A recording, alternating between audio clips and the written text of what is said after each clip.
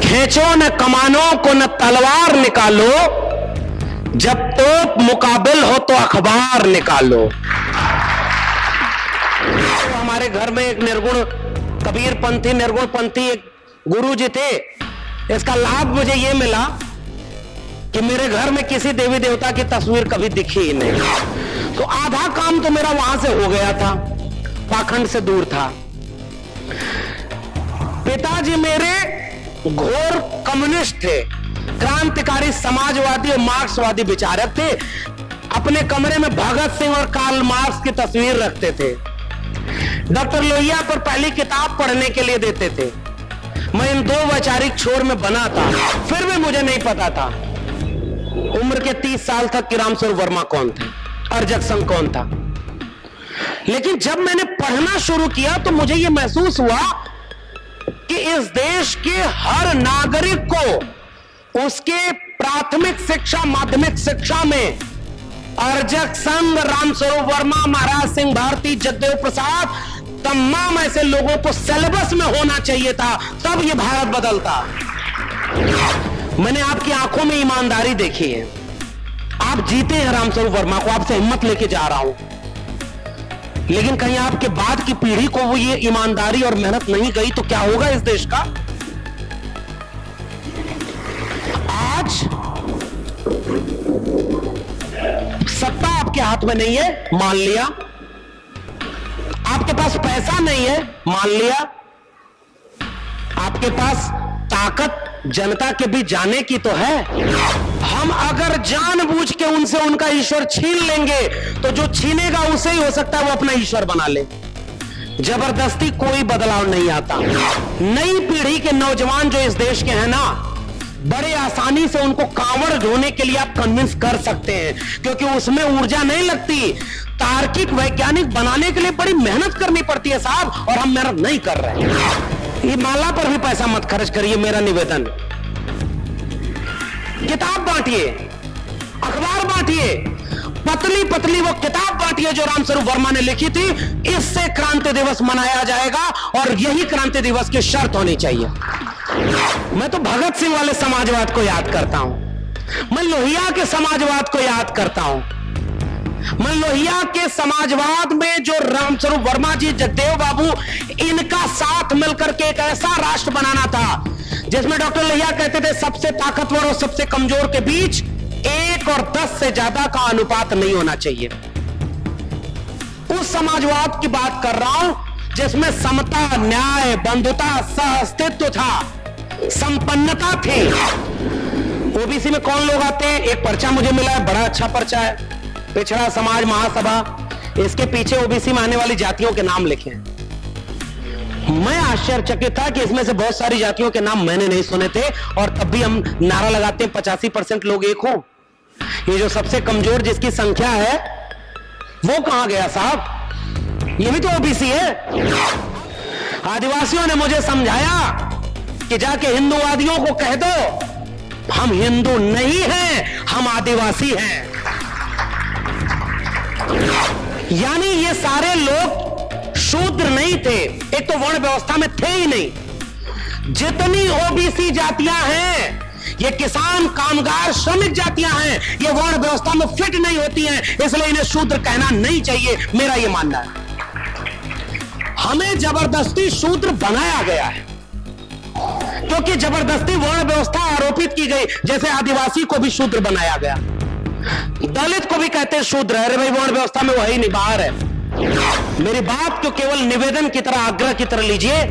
वक्त बहुत नाजुक है साहब, और मामना और रामस्वरूप वर्मा, जगदेव बाबू, डॉक्टर लोहिया, मंडल कमीशन, इन सब का नारा था कि 100 में 90 शोषित है, 90 भाग हमारा है, 10 का शासन 90 पर नहीं चलेगा, नहीं चलेगा।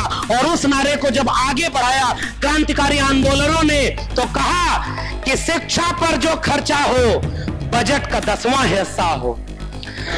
जो राष्ट्रपति हो या भंगी की संतान, सबको शिक्षा एक समान, सबको शिक्षा सबको काम, वरना होगी नींद हराम। और सबको शिक्षा दे न सके जो, वो सरकार निकम्मी है, और जो सरकार निकम्मी है वो सरकार कि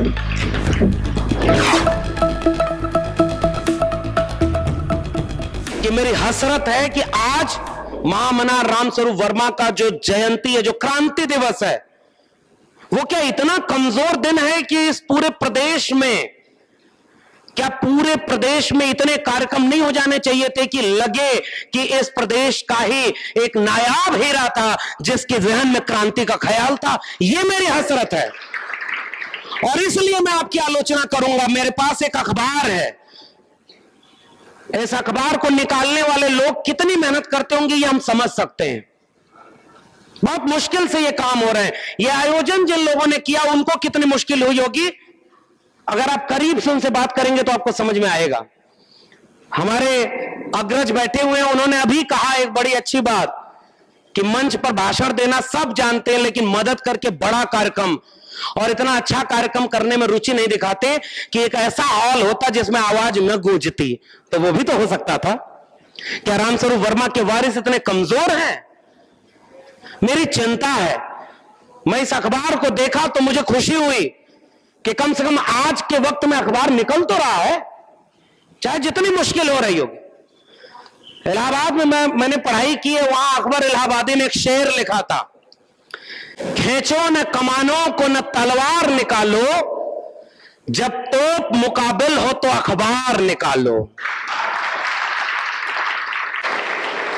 और हमारे दौर में त्रिशूल तलवार का दौर है, बच्चों को बांटा जा रहा है। जाओ राम मंदिर बनवाने के लिए आंदोलन तो भले करेंगे हम, लेकिन रामनवमी का जुलूस मस्जिद के सामने से निकलेगा और हम उन्हें गालियां देंगे। यह है धर्म आज का।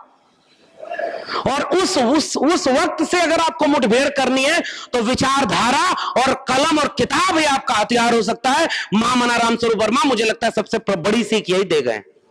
और इसलिए जब यह अखबार निकल रहा है तो मुझे गर्व है, मुझे खुशी है, मगर अफसोस क्या है वो आपके लिए कह रहा हूं। इस अखबार में छोटी सी खबर, यहां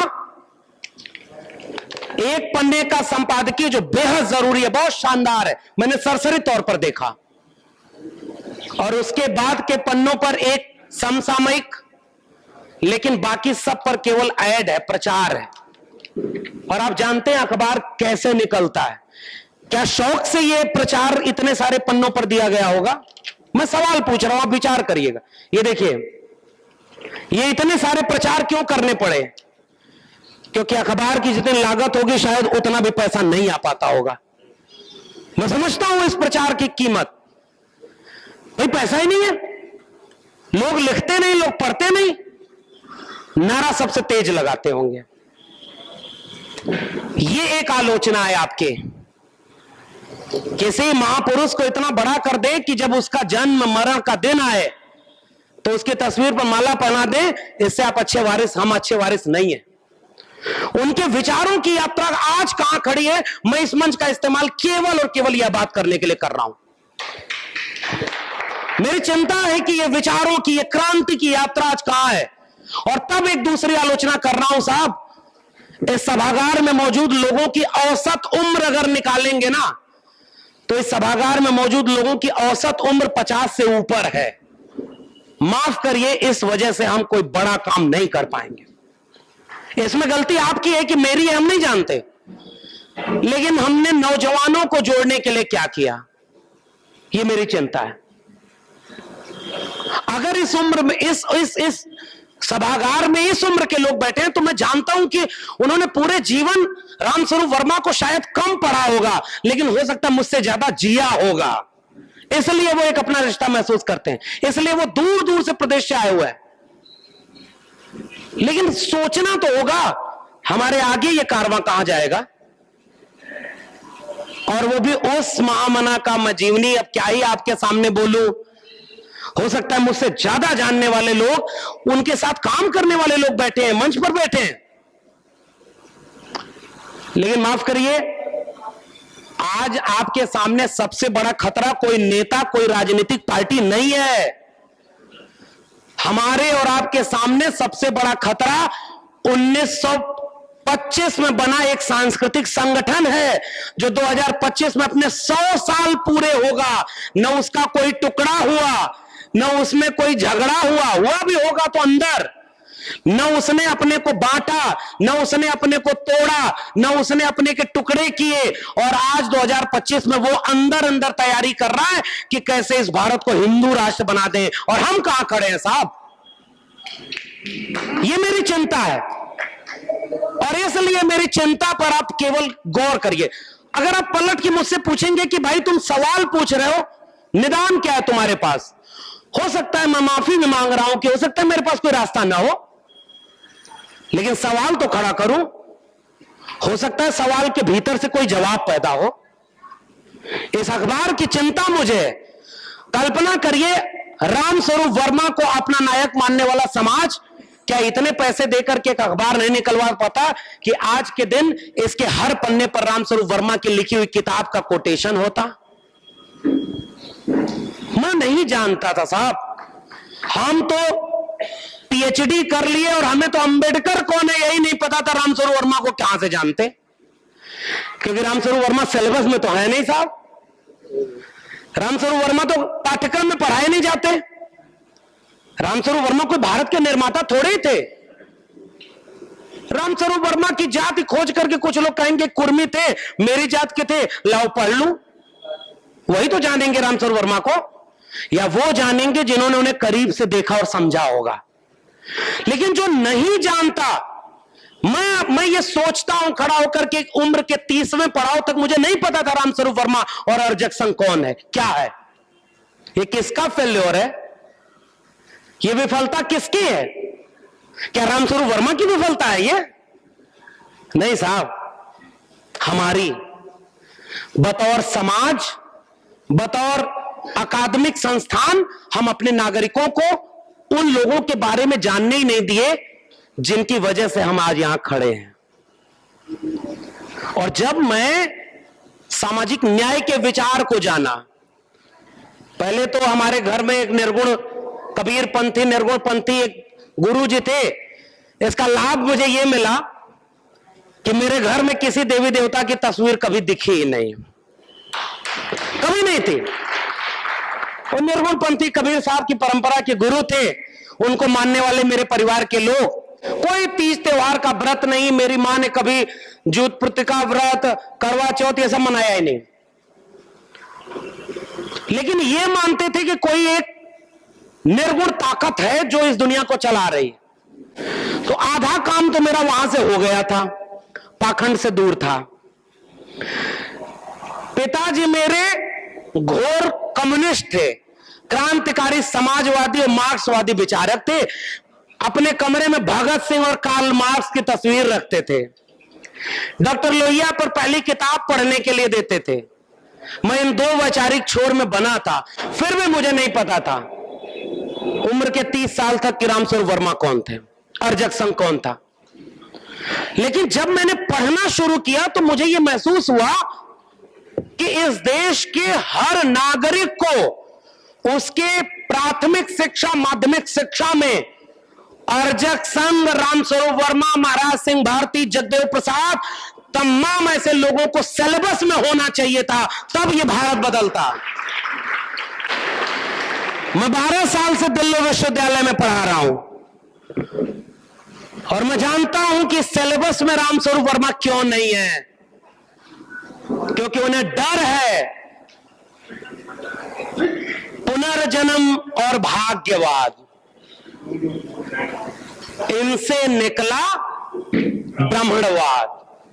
पुराने लोग ही हैं साहब। मैंने बड़े बड़े मंचों पर जब पहली बार ये कोटेशन पढ़ा ना, मुझे नहीं पता कि क्या बाकी लोगों पर हुआ, मुझे ऐसा लगा कि मेरे अंदर हिम्मत और ताकत रामस्वरूप वर्मा, महाराज सिंह भारती, जगदेव बाबू की आई। और तब मैंने ये कोटेशन पढ़ा और देखा कि इसमें कितनी ताकत है, विचार है, और उस विरासत से जुड़ने का एक रास्ता है जो हमारी विरासत थी।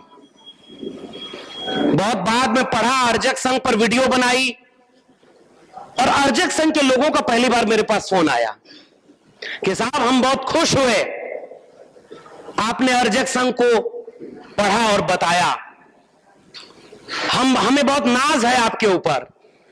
हमने कहा नहीं साहब, हमें अपने ऊपर अफसोस है कि इतना हमारे विचार का चीज इतनी देर से हम कैसे जान पाए, और उस विचार को हम आगे ले जाना चाहते हैं, इसलिए हम आपके बीच में आए हैं। साथियों, इस मंच का और क्रांति दिवस का सबसे रेटोरिक बना दिया गया इस्तेमाल यह होता है कि जिसकी जयंती हो उसकी तारीफ के कसीदे पढ़े जाएं। मैं गिनवाऊं, मैंने खूब पढ़ा है, रामस्वरूप वर्मा जी को खूब पढ़ा। मैंने दोनों संग्रह उनके खरीदे।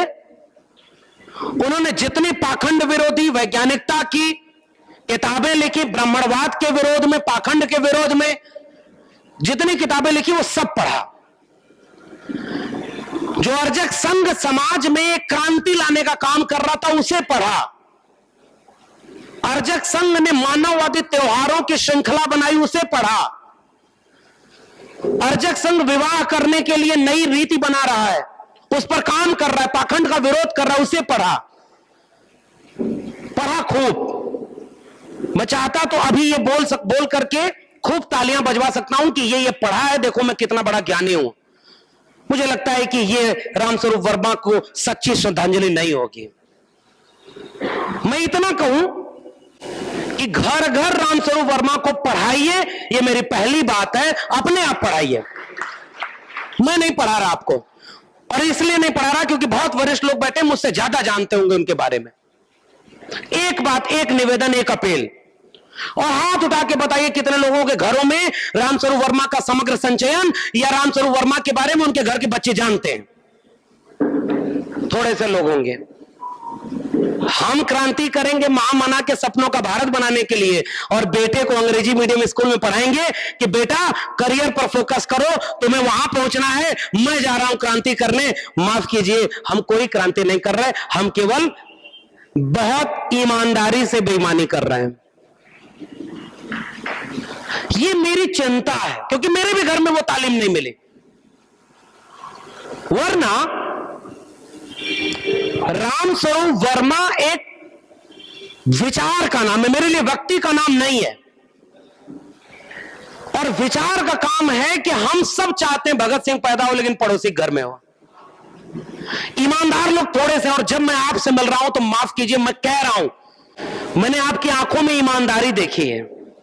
आप जीते हैं रामस्वरूप वर्मा को, आपसे हिम्मत लेके जा रहा हूं, लेकिन कहीं आपके बाद की पीढ़ी को वो ये ईमानदारी और मेहनत नहीं गई तो क्या होगा इस देश का? आज सत्ता आपके हाथ में नहीं है, मान लिया। आपके पास पैसा नहीं है, मान लिया। आपके पास ताकत जनता के बीच जाने की तो है।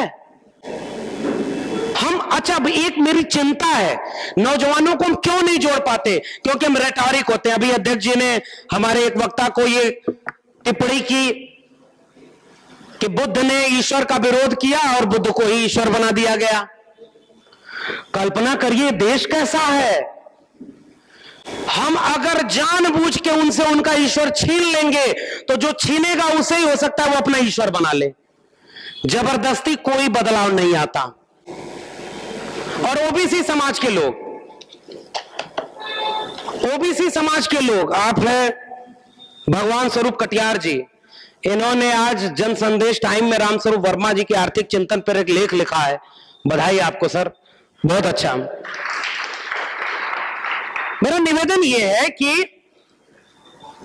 एक और चिंता, बड़ा गंभीर मंच है। मैं इस मंच को किसी पॉलिटिकल भाषण की तरह किसी नेता के खिलाफ इस्तेमाल करके इसकी गरिमा को हल्का नहीं करूंगा। मैं कुछ गंभीर सवाल कर रहा हूं। अगर बुद्ध के वारिसों ने बुद्ध के साथ सबसे ज्यादा अन्याय किया तो अंबेडकर, फूले, पेरियार से लेकर जगदेव बाबू और रामस्वरूप वर्मा के वारिसों ने क्या उनके साथ न्याय किया? मैं नहीं जानता न्याय किया कि नहीं, मैं तो सवाल पूछ रहा हूं। क्या अर्जक संघ बेहद अच्छे ढंग से चल रहा है? वो आप जानते होंगे मुझसे बेहतर। थोड़ा बहुत पता तो मुझे भी है, लेकिन बोलूंगा नहीं, इसके गरिमा है। आप विचार कीजिएगा। और इसलिए मैं केवल, मेरी चिंता इसलिए ये है ना, बताऊं मैं आपको, नई पीढ़ी के नौजवान जो इस देश के हैं ना, बड़े आसानी से उनको कांवड़ ढोने के लिए आप कन्विंस कर सकते हैं, क्योंकि उसमें ऊर्जा नहीं लगती। तार्किक वैज्ञानिक बनाने के लिए बड़ी मेहनत करनी पड़ती है साहब, और हम मेहनत नहीं कर रहे, हम मेहनत नहीं कर रहे। और आप सोचते हैं कि इस नेता को हरा देंगे, ईवीएम अभी हमें कोई मिला, कहा कि ईवीएम हटवा दीजिए वरना देश नहीं बचेगा। ठीक बात है साहब, हम भी ईवीएम के विरोधी हैं। ईवीएम नहीं थी तो क्या देश बच गया था? क्या स्वर्ण युग था 2014 के पहले? नहीं था। अब एक फैक्ट बस बताऊंगा, इसे लखनऊ में हूं मैं, ताकत लेने के लिए रामस्वरूप वर्मा को याद कर रहा हूं। तुलसी जयंती का पर्व मनाया जाना था, वरिष्ठ लोग जानते होंगे। राष्ट्रपति, प्रधानमंत्री, सब लोग ये अपील किए कि तुलसी जयंती मनाई जाएगी। आप सब जानते होंगे। महामना ने पत्र लिखा राष्ट्रपति को, प्रधानमंत्री को, सांसदों को, नेताओं को, और पत्र में क्या लिखा पता है? आप उस व्यक्ति की जयंती मनाना सरकारी काम कर रहे हैं जिसने इस देश में जातिवाद को बढ़ाने, कर्मकांड को बढ़ाने और पाखंड को बढ़ाने का काम किया, उस तुलसी की जयंती मनाने का काम कर रहे हैं। यह हिम्मत थी रामस्वरूप वर्मा की। आज उनके वारिस क्या हिम्मत निभा पाएंगे? मैं केवल आपकी बात नहीं कर रहा हूं, बहुत लोग बाहर भी आज के दिन एक ट्वीट तो जरूर करेंगे ना, महामना रामस्वरूप वर्मा को उनकी जयंती पर सादर नमन। क्या हमारी वो हिम्मत है? हम में पाखंड और कर्मकांड का विरोध करने की हिम्मत है? नहीं बची। अच्छा, अब मेरे सामने एक और रामस्वरूप वर्मा नजर आ रहे हैं। वो रामस्वरूप वर्मा जो केवल भाषण नहीं देते थे, लिखते थे। उन्होंने जो किताबें लिखी है ना साहब, बड़ा अच्छा लगा कि आपने एक समतावादी मंच बनाया है, हम सब बराबर। मुझे नहीं पता कि पैसा नहीं था इसलिए बनाया है या जानबूझकर, अच्छा बनाया है। ये माला पर भी पैसा मत खर्च करिए, मेरा निवेदन। किताब बांटिए, अखबार बांटिए, पतली पतली वो किताब बांटिए जो रामस्वरूप वर्मा ने लिखी थी। इससे क्रांति दिवस मनाया जाएगा, और यही क्रांति दिवस की शर्त होनी चाहिए। रामस्वरूप वर्मा ने इतनी किताबें लिखी, इतना लेख लिखा, और पता है महामना किससे ऊर्जा लेते थे? वो तो समाजवादी नेता थे, मानववादी थे। समाजवाद का मतलब, किसी पॉलिटिकल पार्टी की तरफ नहीं जाऊंगा, आजकल बड़ा मतभेद हो गया है। मैं तो भगत सिंह वाले समाजवाद को याद करता हूं, मैं लोहिया के समाजवाद को याद करता हूं। मैं लोहिया के समाजवाद में जो रामस्वरूप वर्मा जी, जगदेव बाबू, इनका साथ मिलकर के एक ऐसा राष्ट्र बनाना था जिसमें डॉक्टर लोहिया कहते थे सबसे ताकतवर और सबसे कमजोर के बीच 1 और 10 से ज्यादा का अनुपात नहीं होना चाहिए। उस समाजवाद की बात कर रहा हूं जिसमें समता, न्याय, बंधुता, सह-अस्तित्व था, संपन्नता थी। और वो अपने गुरु रामस्वरूप वर्मा ने, जगदेव प्रसाद ने अपने गुरु से मतभेद किया, डॉक्टर राम मनोहर लोहिया की आलोचना की। सन सोपान ने बांधी गांठ, पिछड़ा पावे 100 में 60 का नारा देने वाले राम मनोहर लोहिया से इन नेताओं ने सवाल किया कि नारे में पिछड़ा 100 में 60 है, आपने जिसको टिकट दिया है उसमें 100 में 60 कहां है, इसलिए हम आपका विरोध करते हैं। उनका नाम है रामस्वरूप वर्मा। ईमानदारी का नाम है रामस्वरूप वर्मा। इसलिए मैंने कहा रामस्वरूप वर्मा और लोहिया मेरे लिए विचार का नाम है, व्यक्ति का नाम नहीं है। और अलग हुए उनसे जगदेव बाबू। दिल्ली में कॉन्स्टिट्यूशन क्लब में झगड़ा हुआ उन लोग का, उधर समाज दल, शोषित दल बनाया, समाज दल बनाया, दोनों का गठबंधन हुआ, शोषित समाज दल का गठन हुआ। 60 और 70 का दशक है साहब, क्या नारा लगा। और फिर से मैं एक और आरोप का जवाब देना चाहता हूं इस बौद्धिक मंच से, इस गंभीर मंच से। दलित लोगों के साथ इतना अन्याय हुआ ना, धर्म के नाम पर, मनुष्य नहीं समझा गया। ये मुझे एक चिट्ठी दी मान्यवर राम बहाल वर्मा जी, इनका चैनल है, ये कह रहे हैं सब्सक्राइब करिए, कर लीजिएगा भाई, अच्छे लोग हैं, अपने लोग हैं। इन्होंने कुछ चुनौतियां लिखी हैं, अर्जक संगठन के प्रतिपादक 8 सिद्धांत। मुझे वो बड़ा अच्छा लगा। इंसान इंसान की बराबरी, बराबर बैठो बराबर बैठाओ, क्या जाति देख करके इंसान को उठा के भगाया गया कि नहीं? उसका छुआ खाया गया क्या? ये सब आप जानते हो, मैं उस पर बहुत नहीं जा रहा। मेरी चिंता आज की है कि मेरे आज 2022 में आजादी का अमृत महोत्सव मनाने वाले मुल्क में जालौर राजस्थान में एक इंद्र मेघवाल 8 साल का बच्चा, तीसरी का बच्चा इसलिए मार दिया गया क्योंकि अछूत होकर के, दलित होकर के वो स्कूल में मटकी से पानी पी लिया था। कहां है इंसान इंसान में बराबर? जाति है ना बड़ी समस्या। मैं उस समाज में हूं, अभी सांस ले रहा हूं। भाग्यवाद, अंधविश्वास, पाखंड, इन सबको खत्म करने का काम किया। दोनों ने क्या नारा लगाया, और उसलिए मैं कह रहा था कि दलित को समझ में आया क्योंकि दलितों ने इतना झेला था साहब, मनुष्य ही नहीं बनाया। ठीक बात है, संवैधानिक शब्द है अनुसूचित जाति, लेकिन पॉलिटिकल टर्म है दलित। बहुत ज्यादा आप लोग रिजिड मत होइए, मेरा निवेदन है। दलित पैंथर बनाया था नाम दो ढसाल, और तमाम लोगों ने तो क्या हम उनको छोड़ देंगे, बाहर कर देंगे? दलित पैंथर बना साहब। और इतना रेडिकल कोई संगठन और कोई बना ही नहीं, उसका नाम था दलित पैंथर। दलित एक पॉलिटिकल टर्म है, एससी यानी शेड्यूल कास्ट यानी अनुसूचित जाति एक कॉन्स्टिट्यूशनल टर्म है, ये दोनों में अंतर। और दलित का अर्थ तो सीमित कर दिया गया केवल एससी से। मेरी परिभाषा में दलित का अर्थ हर वह शख्स है जिसका दमन हुआ है, जिसका शोषण हुआ है, जो दलित है, दलित है। आइए अर्थ बड़ा करें, दिल बड़ा करें। हिंदी में पढ़ाया जाता है दलित साहित्य, लेकिन हमारे देश में अंबेडकर जब दलितों के नेता हो सकते हैं, जबकि अंबेडकर तो मनुष्य के नेता थे ना। रामस्वरूप वर्मा कल को हो सकता है कुर्मियों के नेता बना दिए जाए, सजग रहिएगा। जातिवाद बहुत खराब चीज है। जब बुद्ध को भगवान बना सकती है तो थोड़ा आगे बढ़ाकर उनको विष्णु का अवतार भी बना देगी। नहीं। अब मेरा एक सवाल है, दलित या शेड्यूल कास्ट लोग, शेड्यूल ट्राइब लोग, अब जैसे इन्होंने कहा ना कि दलित नहीं, आदिवासियों का एक बड़ा नेता जयपाल सिंह मुंडा, शायद आप लोग जानते होंगे। जयपाल सिंह मुंडा ने संविधान सभा की बहस में डॉक्टर अंबेडकर के सामने प्रस्ताव रखा था कि हमें शेड्यूल ट्राइब मत कहिएगा, हमारी पहचान आदिवासी होने से है। नहीं हुआ, वो नहीं हुआ। बड़े पीछे नहीं दिखा दे रहा, इसलिए शब्दों में नहीं जाना है। अब मैं एक चिंता जाहिर कर रहा हूं, 2-4 मिनट और लूंगा बस। जानते हैं चिंता क्या है? शेड्यूल कास्ट लोग इतना ज्यादा उनका शोषण और अन्याय हुआ था धर्म के नाम पर ना, उनको अपना दुश्मन पहचान में आ गया था। इसलिए डॉक्टर अंबेडकर धर्म के नाम पर कंफ्यूज नहीं है। शुरुआत में डॉक्टर अंबेडकर ने मंदिर प्रवेश आंदोलन किया, बाद में मंदिर छोड़ दिया, और डॉक्टर अंबेडकर ने कहा कि मैं ये सोचता था कि हिंदू धर्म में सुधार होगा। इस धर्म में कोई सुधार होने वाला नहीं, क्योंकि असल में धर्म है ही नहीं, ये तो नियमों का, पाखंडों का पुलिंदा है। इसलिए मैं पैदा भरे इस धर्म में हुआ था, इस धर्म में मरूंगा नहीं। वो बहुत बड़ी क्रांति का दिन था जब डॉक्टर अंबेडकर ने हिंदू धर्म छोड़ा था। गांधी से मतभेद था। आज के दौर में कहा जाता है कि तुम गांधी के साथ हो कि गोडसे के साथ हो।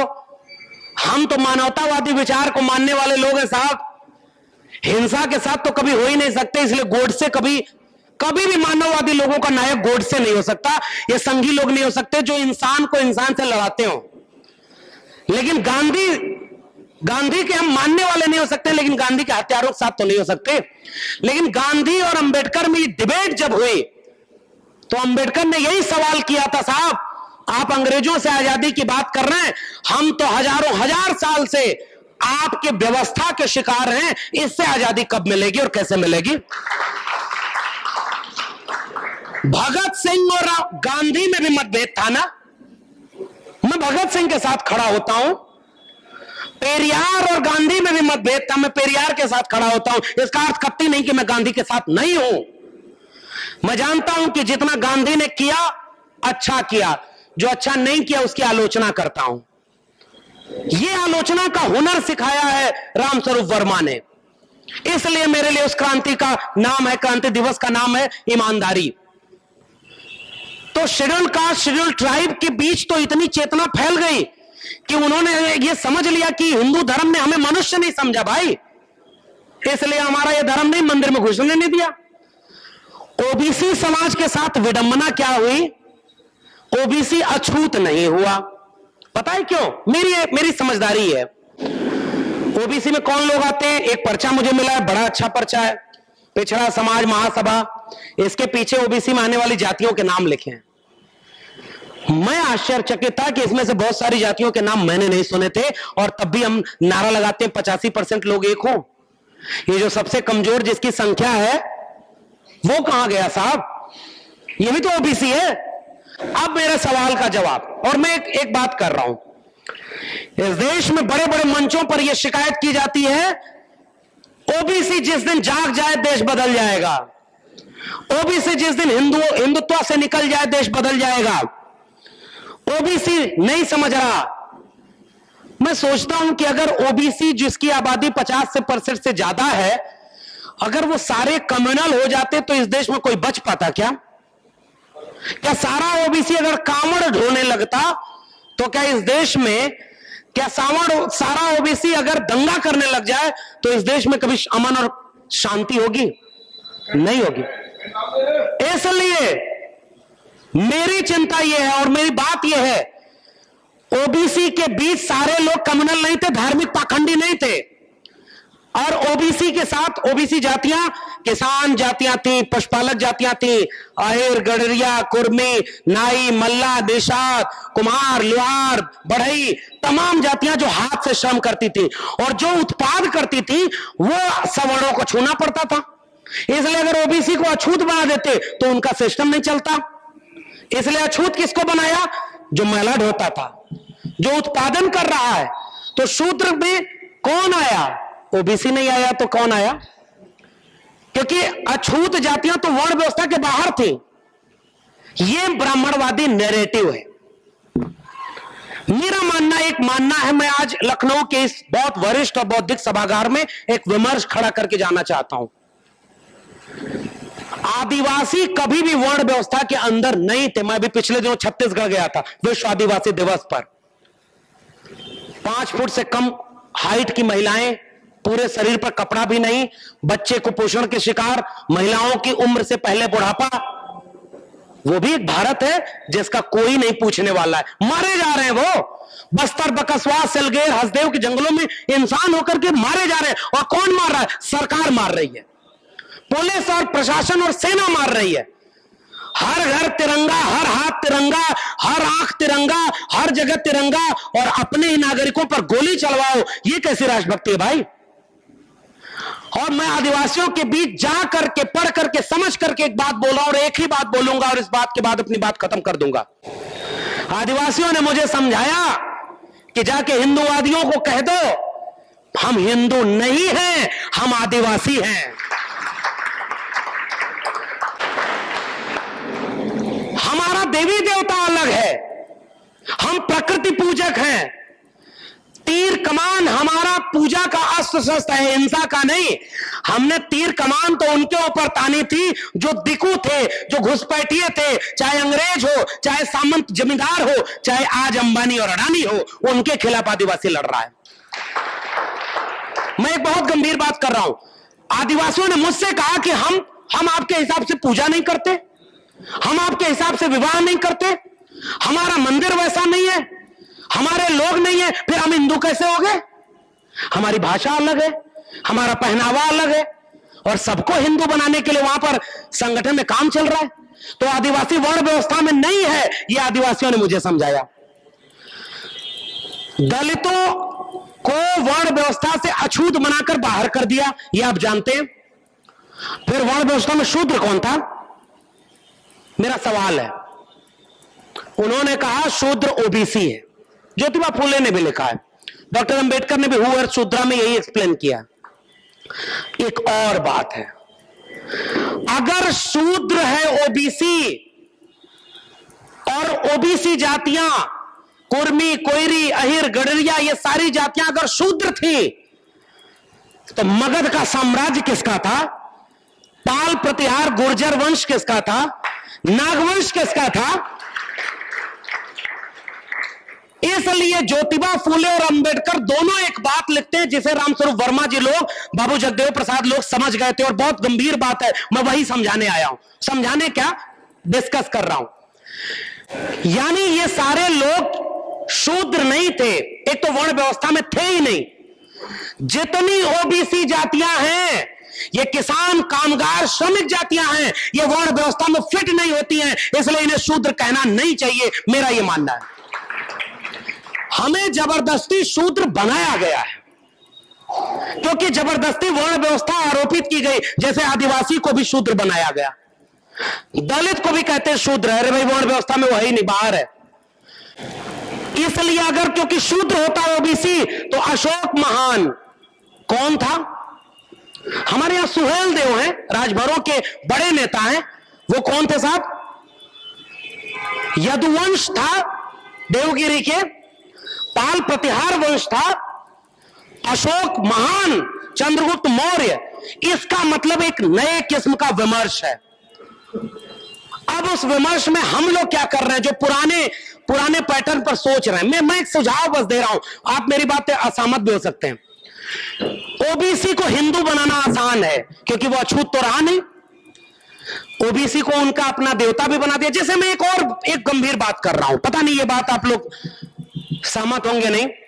डॉक्टर अंबेडकर ने 4 प्रकार के कृष्ण का जिक्र किया है, पढ़ा है आपने? डॉक्टर अंबेडकर लिखते हैं कि ये जो यादवों का कृष्ण था ना, वो तो पशुपालक नेता था। गीता वाला, महाभारत वाला, द्वारिका वाला कृष्ण तो ब्राह्मणवादियों ने आरोपित किया है। जैसे बुद्ध को विष्णु का अवतार बना दिया।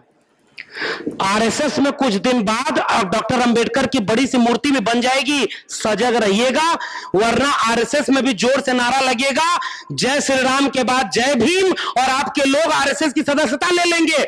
ऐसे बहरूपियों के दौर में हम जी रहे हैं। ये सजग रहने का वक्त है। हर जय भीम बोलने वाला व्यक्ति आपका अपना नहीं होगा। वैसे ही ये ब्राह्मणवादी विमर्श है, वर्ण व्यवस्था के फ्रेम में सोचो। इसलिए ज्योतिबा फूले लिखते हैं, जो क्षत्रप शब्द खेत से बना है, क्षत्रप, क्षत्रिय, जो इस देश के शासक लोग थे। और वही बात डॉक्टर अंबेडकर हुआ शूद्रा में लिखते हैं। और इसलिए ये बात लिखते हैं ताकि ये जो जिनको शूद्र, छूत, अछूत, एससी, एसटी, ओबीसी लोग हैं, जिनको कहा जाता है कि तुम तो मनुष्य ही नहीं हो, उनके अंदर फिर से आत्मविश्वास भरा जाए कि अशोक तुम्हारे, चंद्रगुप्त मौर्य तुम्हारे, है प्रतिहार कुल वंश तुम्हारा, नागवंश तुम्हारा, तुम इस देश के शासक हो। जाओ अपने घर की दीवारों पर लिख दो, और तुम शोषक नहीं, शोषित नहीं, शोषकों के खिलाफ तुम जंग लड़ो और तुम इस देश के हुक्मरान बनो। यह काम किया था डॉक्टर अंबेडकर ने। इसलिए इस बात को गंभीरता से समझिएगा। हम गलती कहां कर रहे हैं, ऐसा मुझे लगता है, मे बी आई रॉन्ग। हम ओबीसी घरों के सामने जाकर कहते हैं तुम शूद्र हो, तुरंत ओबीसी निकल के आता है, कहता है कैसे शूद्र हूं मैं? आप लोग झेलते हैं नहीं इस समस्या को? वो तो मानेगा नहीं। आप लौट आते हैं, कहते हैं कि ये ओबीसी तो मानेगा नहीं, ब्राह्मणवादी ओबीसी है।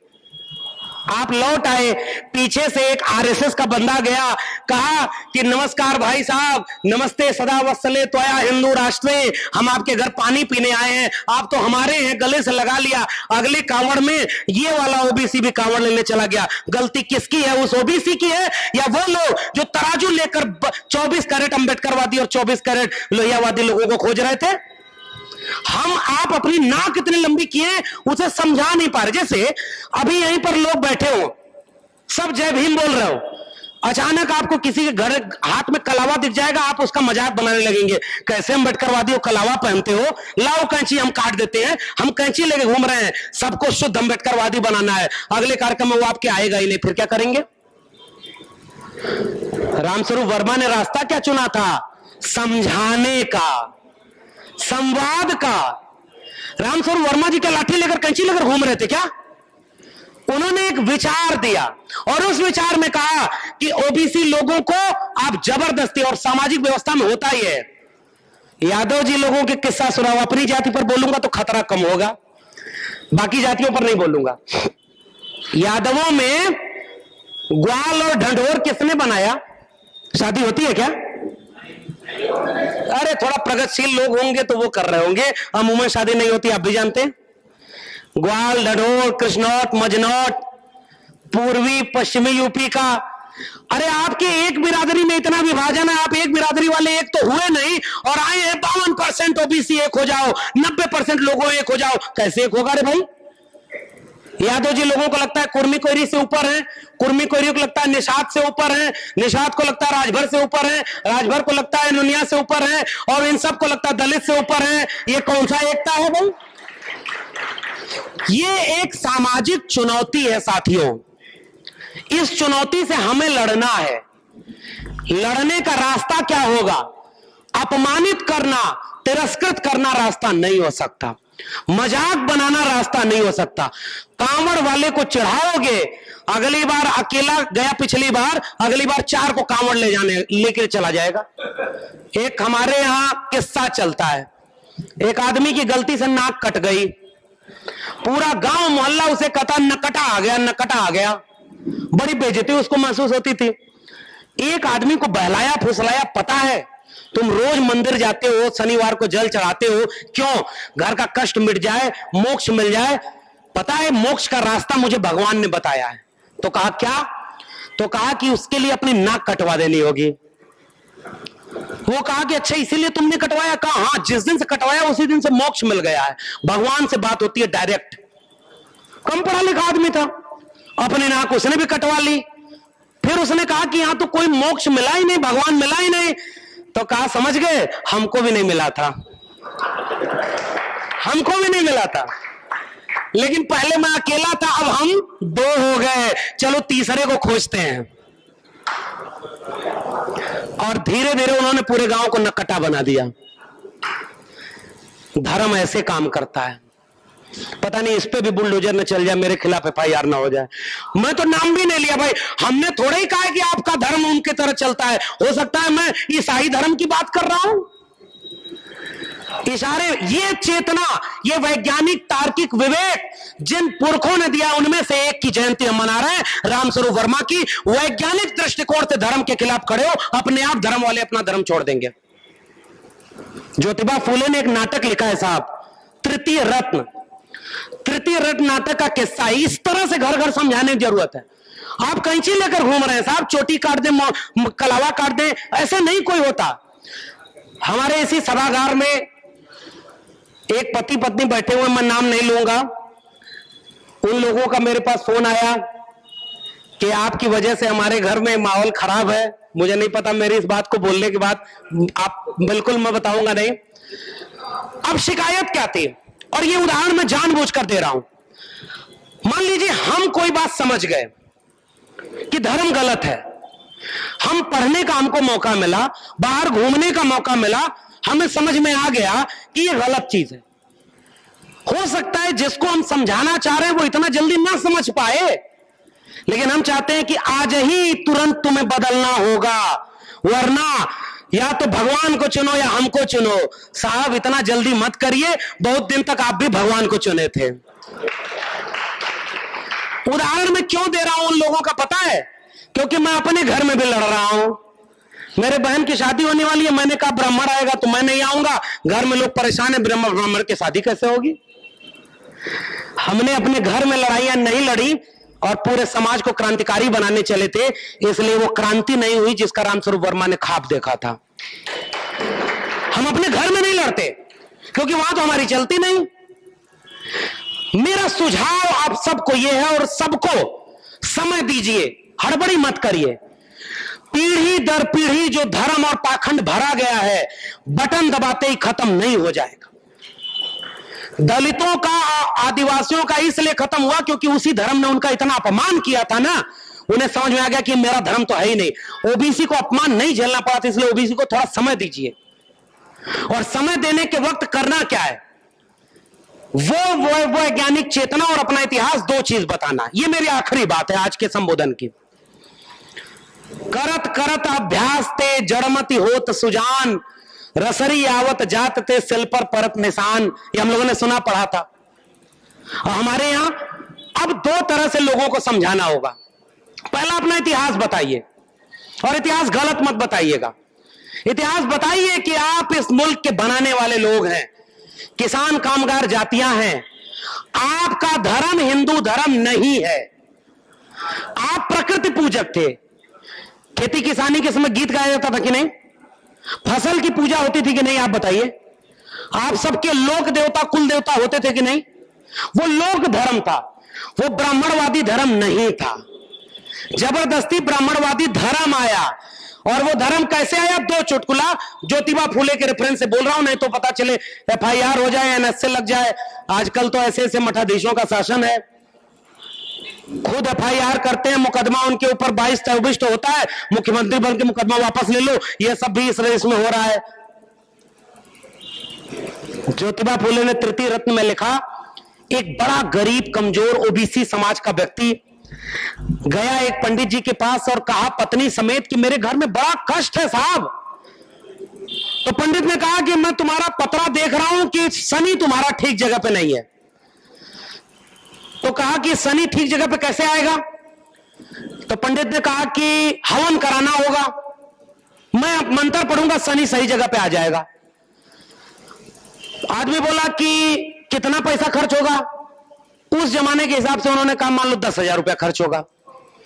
आदमी खड़ा हुआ, कहा कि 10,000 रुपया तो नहीं है साहब। पंडित बोला अच्छा चलो तुम्हारे लिए 50% छूट सेल लगा दी है, 5,000 में करवा देंगे। आदमी बोला 5,000 रुपया भी नहीं है। उन्होंने कहा अच्छा 1,000 रुपये दे दो, 1 महीने के लिए शनि को ठीक जगह पे कर दूंगा, पैसा हो जाए तो बड़ी वाली हवन करा लेना। उसने कहा उतना पैसा भी नहीं है। पंडित ने कहा कि अच्छा 100 रुपए दो, एक मंत्र दे देता हूं, कम से कम कंट्रोल में रहेगा। आदमी खड़ा हुआ और दोनों जेब निकाल कर कहा कि साहब हमारे जेब में 1 फूटी कौड़ी भी नहीं है। पंडित गुस्से में खड़ा होकर कहा जब तेरे जेब में 1 फूटी कौड़ी नहीं है तो जा बेटा, शनि तेरा कुछ नहीं बिगाड़ सकता। तो ज्योतिबा फूले ने लिखा है, तृतीय रत्न नाटक का नाम है। घर घर समझाएंगे तो लोग समझेंगे कि नहीं समझेंगे? एक और चुटकुला सुनाता हूं। मैं इसलिए सुना रहा हूं कि समझाने की भाषा वह नहीं होनी चाहिए जिससे कोई समझे ही ना। लोगों को उनके बीच से किस्सा निकालिए साहब। एक आदमी, दादाजी मर गए, पिताजी ने कर्मकांड किया जिसका विरोध अर्जक संघ करता था, मृत्यु भोज किया। 45वें दिन पता नहीं कौन सी चीज होती है, क्या होता है 45 दिन पे? कुछ होता है, पंडित को खिलाया जाता है, पिंडा उंडा पर आते हैं। देखिए पता है सबको है, भले करते नहीं होंगे। तो उसके बाद क्या हुआ कि पंडित आया। अब मौत के समय सोचिए, जिसके घर मौत हुई हो उससे भी वो दान दक्षिणा लेके चला जाता है। सिस्टम पहचानिए साहब, इतना क्रूर और निर्मम सिस्टम है। बाकी जगह तो दान दक्षिणा ले ही ले रहा है। और उस नाटक के भरोसे मैं कह रहा हूं, पिताजी ने उनको खटिया दे दी, गौदान कर दिया, सब कुछ दे दिया। और किस भरोसे दिया कि दादाजी को वो ले जाएगा? कौन? पंडित जी, क्योंकि देवता के अवतार हैं। अगले दिन कुछ दिन बाद पंडित जी आए तो पिताजी ने पूछा कि दादाजी कैसे हैं वहां? तो पंडित ने कहा बहुत मजे में हैं, गाय का दूध खूब अच्छे से पी रहे हैं, खटिया पर सोने के लिए जमीन है। एक ही चीज की कमी, अगर नई खटिया मिल जाती तो दादाजी आराम से सोते। कहा खटिया कैसे जाएगी? कहा हम हैं दूत, हमको दो, हम पहुंचाएंगे। खटिया लेके नई चला गया। पोता सामने देख रहा था क्योंकि अर्जक संघ से जुड़ा था पोता। कुछ दिन बाद फिर पंडित जी आए और पंडित जी ने कहा, पिताजी ने पूछा कि दादाजी कैसे हैं? तो पंडित ने कहा बहुत मजे में हैं, नई की खटिया पे बड़ी अच्छी नींद आवे। और उसके बाद उन्होंने कहा कोई जरूरत? तो कहा कि बाजार जाने में परेशानी होती है, साइकिल अगर मिल जाती एक तो बाजार जाने में अच्छा होता। पोता देख रहा था, साइकिल लेके चले गए। अगली बार जब पंडित जी आए और पिताजी ने पूछा कि दादाजी कैसे हैं? तो कहा बड़े मजे में हैं, खटिया पर बड़ी अच्छी नींद आती है, गाय से बढ़िया दूध पी रहे हैं और नई की साइकिल पर रोज सवेरे शाम घूमने जाते हैं। पोता खड़ा होकर बोल दिया पंडित झूठ बोल रहा है, दादाजी बहुत परेशान है। तो पंडित ने कहा कैसे परेशान है? तो कहा पिताजी ने जो नई की खटिया नई की साइकिलिया दिया था वो उनको मिली ही नहीं। तो कहा तुमको कैसे पता? तो कहा दादाजी ने एक चिट्ठी लिखी है, देखो हमको भेजी है, तुम्हारी साइकिल नहीं मिली, तुम्हारा खटिया नहीं मिली, तुम्हारी गैया भी हमारे पास नहीं है। पंडित नाराज होकर खड़ा होकर बोला ये चिट्ठी तुम्हारे पास किस रास्ते आई? तो बेटा बोला उसी रास्ते जिस रास्ते आपने साइकिल भेजा था, गाय भेजा था और खटिया भेजा था। जब मैंने महामना रामस्वरूप वर्मा को पढ़ा तो मुझे लगता था कि इस घर में, हर एक घर में एक रामस्वरूप वर्मा होना चाहिए, जो तार्किक ढंग से वैज्ञानिक दृष्टिकोण की बात करे। उस तरह से मानववाद आएगा, वरना हम अपमानित करके, मजाक बना के धर्म से किसी को नहीं हटा सकते। और लोक धर्म के पास लौटिए मेरे साथियों, लोगों को समझाइए। लोक का मतलब है प्रकृति, ये कायनात हमारी है। और महामना रामस्वरूप वर्मा ने वो कायनात के पास जाने की बात की। बिना कायनात के, बिना प्रकृति के कोई इंसानियत नहीं है, जिस इंसानियत की बात, मानववाद की बात अर्जक संघ करता था। और इसलिए मैंने कहा कि ओबीसी के समाज में ज्योतिबा फुले को पढ़ाइए। अगर आपकी पत्नी नहीं मानती तो तुरंत उसका व्रत मत छुड़वाइए, पहले उसको महामना रामस्वरूप वर्मा की करवा चौथ पर 2 किताब गिफ्ट कर दीजिए। चलनी में भले मुंह मत देखिए, लेकिन 2 किताब गिफ्ट करिए, उनको पढ़ने दीजिए, समझने दीजिए। बड़े बड़े पढ़े लिखे लोग भी बड़े बड़े पाखंडी होते हैं साहब, हम ऐसे विरोधाभासी समाज में हैं। और आप चाहते हैं कि तुरंत लोग धर्म छोड़ दें? अच्छा, अब आखिरी बात, धर्म क्या करता है? अभीष्ट की इच्छा और अनिष्ट से रक्षा, इसी पर दुनिया भर का धर्म बन गया। मंदिर जाते हैं, साहब बेटवा को नौकरी लग जाए, साहब बीमारी ठीक हो जाए, हुजूर ये हो जाए। मंदिर में जाते हैं ना, सोच के बताइए, तथागत बुद्ध की मूर्ति के सामने भी यही सब करते हैं नहीं? कड़वी बात। बुद्ध को भी बना रहे ना भगवान, अंबेडकर को कुछ दिन में आप ही भगवान बनाएंगे, देखिएगा, मेरी बात याद रखिएगा। जबकि डॉक्टर अंबेडकर, उन्होंने कहा व्यक्ति पूजा सबसे खराब है, रामस्वरूप वर्मा की पूजा करने की जरूरत नहीं है। और तथागत बुद्ध जिसने कहा कि कुछ लोग कहें तो सच मत मानना, किसी किताब में लिखा हो तो सच मत मानना, ढेर सारे लोग कहें तो सच मत मानना, जो तुमको सच लगे उसे सच मानना, अप दीपो भव, उसको भी आप देवता बना दे रहे हैं। आखिरी बात, ओबीसी समाज, और उस पूरी वर्ण व्यवस्था में जो ओबीसी समाज नहीं है, उसको लोक के करीब ले चलिए और तब पूछिए। और जो लोग ये शिकायत करते हैं कि ओबीसी का कोई आंदोलन नहीं है, त्रिवेणी संघ 1930 में बना था बिहार में। अब आखिरी टिप्पणी, त्रिवेणी संघ बना बिहार में, ओबीसी समाज के लोग थे। बाद में सर उन्हीं को कह दिया अहिर कुर्मी कोयरी संघ। जो लड़ता है वही सबसे ज्यादा अपमान भी झेलता है, लेकिन अपमान झेलने से लड़ना छोड़ नहीं देना चाहिए। मैं भी इन 3 जातियों को कहता हूं, अहिर कुर्मी कोयरी, सबसे ज्यादा संख्या आपके पास है, सबसे ज्यादा नौकरी में आप हैं, सबसे ज्यादा जमीन आपके पास है, सबसे ज्यादा मौका आपको मिला, सबसे ज्यादा लाभ आपने लिया, तो सबसे ज्यादा जिम्मेदारी आपकी है। 4 कदम पीछे आओ और अति पिछड़े लोगों को आगे करो, तब जाकर के एकता बनेगी। सारी मलाई खाएंगे और जिम्मेदारी नहीं निभाएंगे और बाहर से कहेंगे ओबीसी एकता नहीं है, कैसे होगी साहब? जिसकी संख्या कम, अरे भाई अहिर महासभा बनी है कि नहीं, कुर्मी महासभा बनी है कि नहीं? निषाद लोग कमजोर हैं तो थोड़े से मजबूत हुए। जो इसमें जाति है, मैं आपको नाम पढ़ के सुना रहा हूं। हलवाई की कोई महासभा देखी आपने? कटुआ, धाकड़, पटवा, मोची, कोष्ठा, मीरशके, मारझा, बिरासी, नक्काल, झाका, कुजड़ा, और उसके बाद दांगी, तत्वा, मेवाती, ये सारे जो लोग हैं, इनकी कोई महासभा देखी है?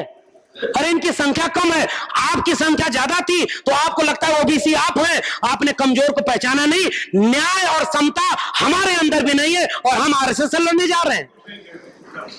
यह आखिरी टिप्पणी मेरी है और इसलिए मैं निवेदन करके जा रहा हूं, गुजारिश करके जा रहा हूं। पहले शुरुआत में भी बोला था, मुझसे बहुत उम्र में वरिष्ठ लोग सामने बैठे हैं। मेरी बात को केवल निवेदन की तरह, आग्रह की तरह लीजिए। वक्त बहुत नाजुक है साहब, सब कुछ तबाह कर दिया गया है, कुछ बचा नहीं है। मैं जिस विश्वविद्यालय में पढ़ाता हूं ना, वहां अब कोई परमानेंट प्रोफेसर ही नहीं आएगा, क्योंकि 2019 तक वहां कोई ओबीसी प्रोफेसर ही नहीं था। जैसे मंडल लागू हुआ, ओबीसी लोग खड़े हुए, उन्होंने पूरे स्कूल, डिग्री कॉलेज सब बेच दिए। कालीचरण स्नेही साहब बैठे हुए हैं यहां पर, सर आप सही समय पर रिटायर हो गए। हम लोग के यहाँ अग्निवीर आ गया है, वैसे ही अब शिक्षावीर आ गया है। कल के अखबार में है, बिना पीएचडी की डिग्री के प्रोफेसर बनो, जैसे बिना चाय बेचे भी इस देश का प्रधानमंत्री बनो।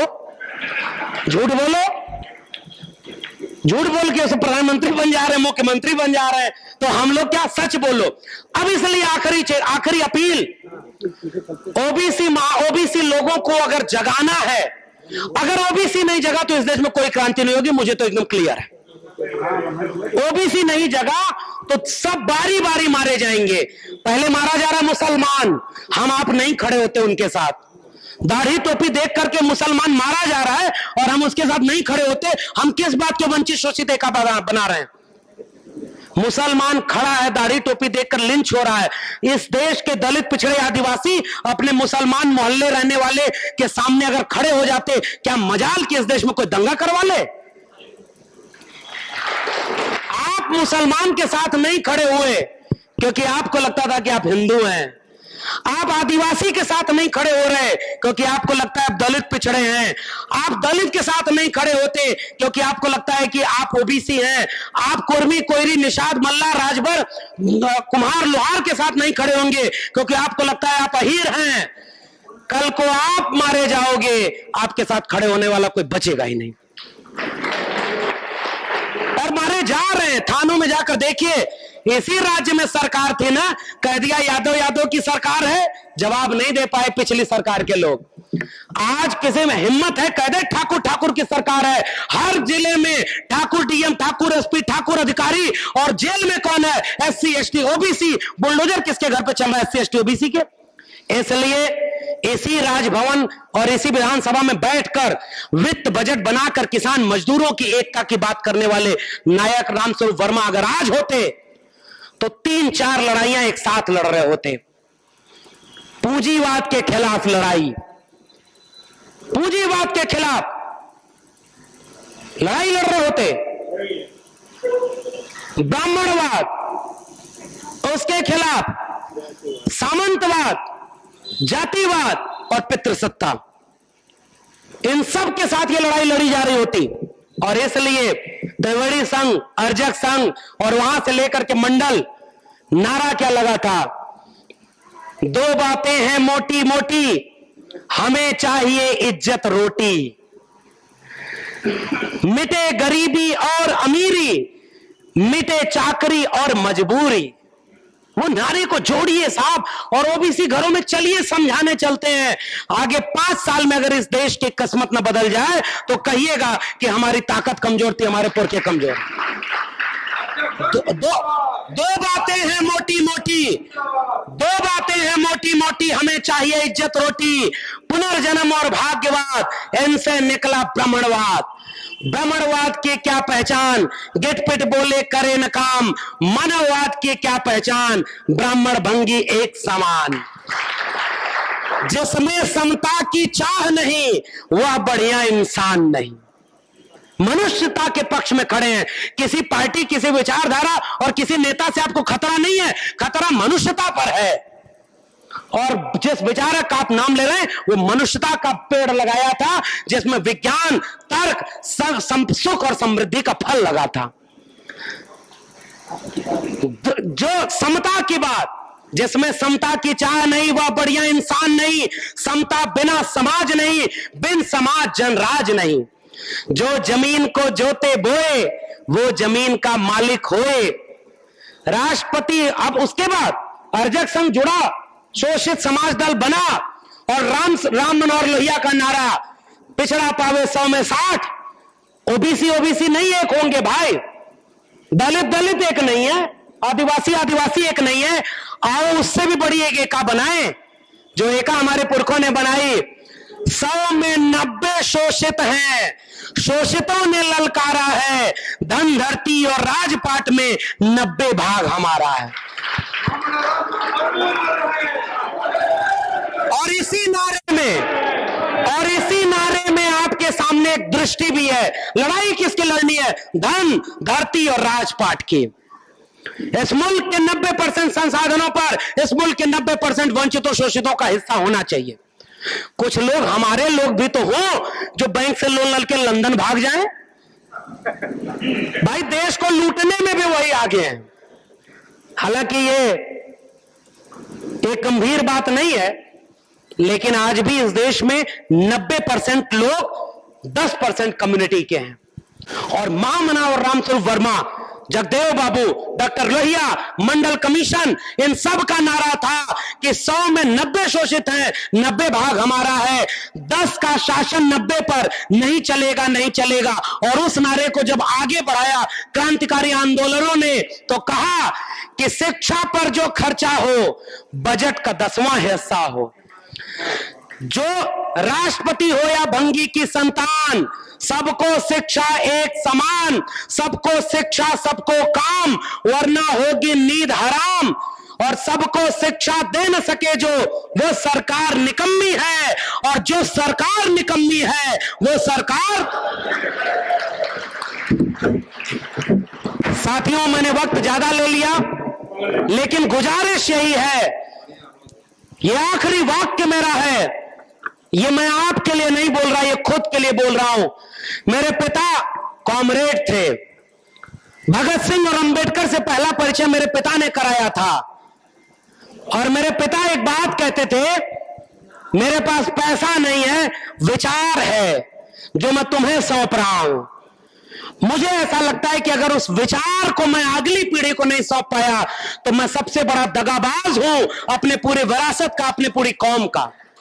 हम रामस्वरूप वर्मा की जयंती भले छोटी मनाएं, लेकिन घर घर रामस्वरूप वर्मा को पहुंचाएं, इनके किताब को पहुंचाएं, इनके विचार को पहुंचाएं, वरना आने वाली पीढ़ियां हमसे पूछेंगी, साहब 2022 में जब इस मुल्क में सब कांवड़ ढोने के लिए ले जा रहे थे, कांवड़ ढोआ रहे हैं भाई, और कांवड़ ढोने के लिए विधायक, एमपी, एमएलए, आईएएस, पीसीएस के बच्चे क्यों नहीं जाते?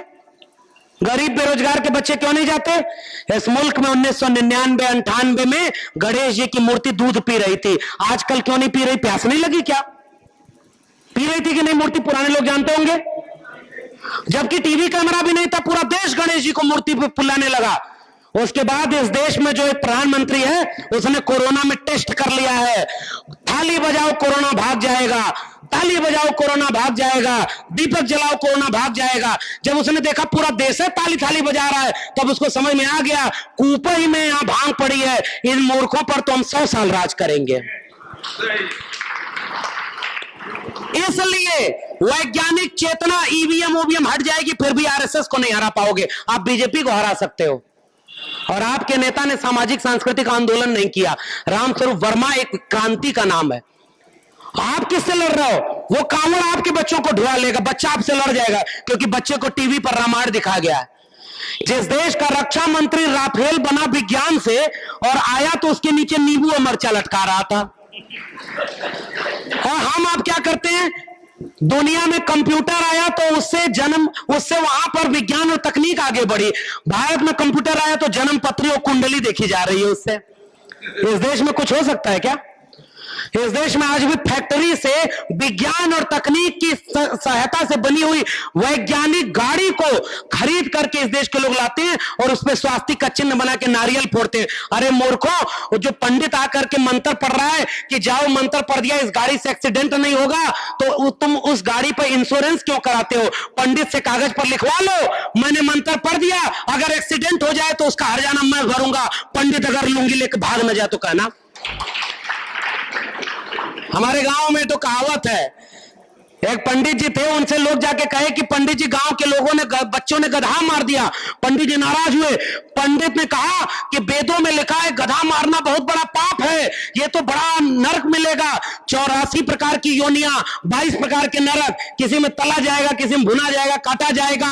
और इसको वो गांव वाले बोले मुक्ति कैसे होगी? कहा हवन कराओ, भंडारा कराओ, पंडितों को खिलाओ। कहा कितना खर्चा होगा? कहा लाख रुपया खर्चा होगा। एक आदमी कान में पंडित के बोला, पंडित जी जो 4 लड़के गधा मारे उनमें एक आपका बेटा संतोष भी था।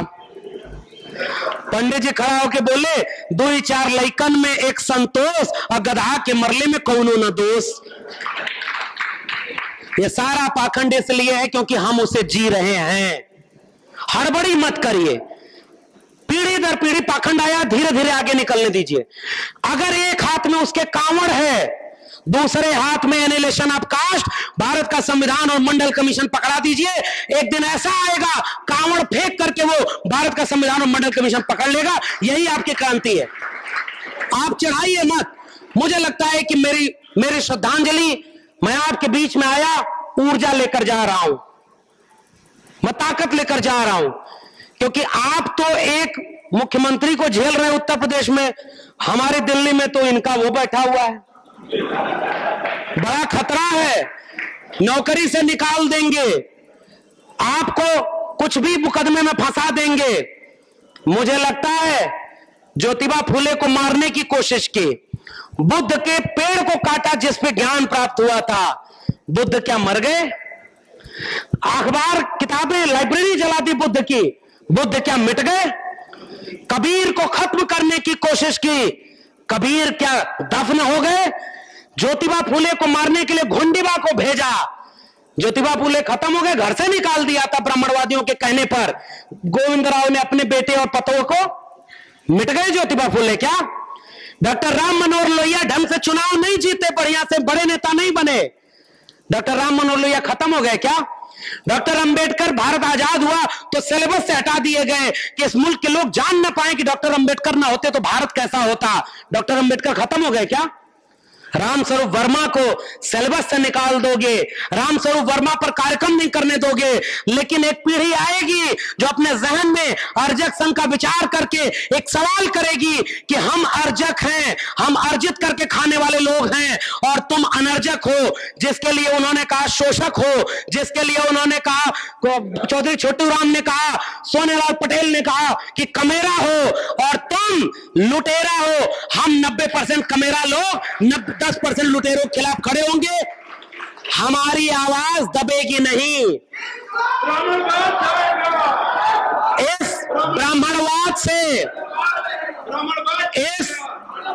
ब्राह्मणवाद से, मनुवाद से, पितृसत्ता से, पूंजीवाद से एक साझा लड़ाई लड़नी होगी।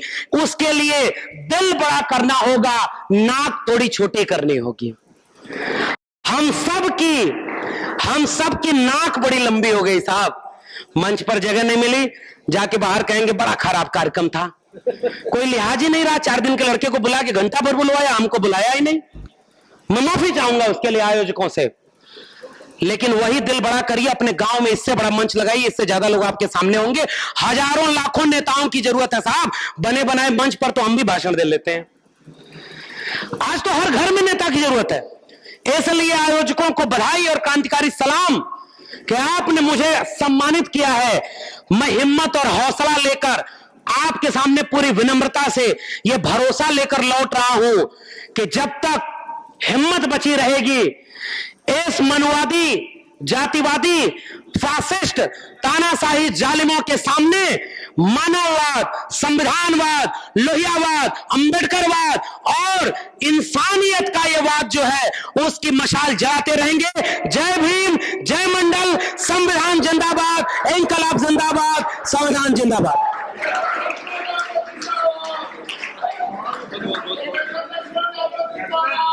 लक्ष्मण यादव संघर्ष करो, अर्जक संघ जिंदाबाद, अर्जक संघ जिंदाबाद, क्रांति दिवस अमर रहे, मामला रामस्वरूप वर्मा अमर रहे, मामला रामस्वरूप वर्मा अमर रहे।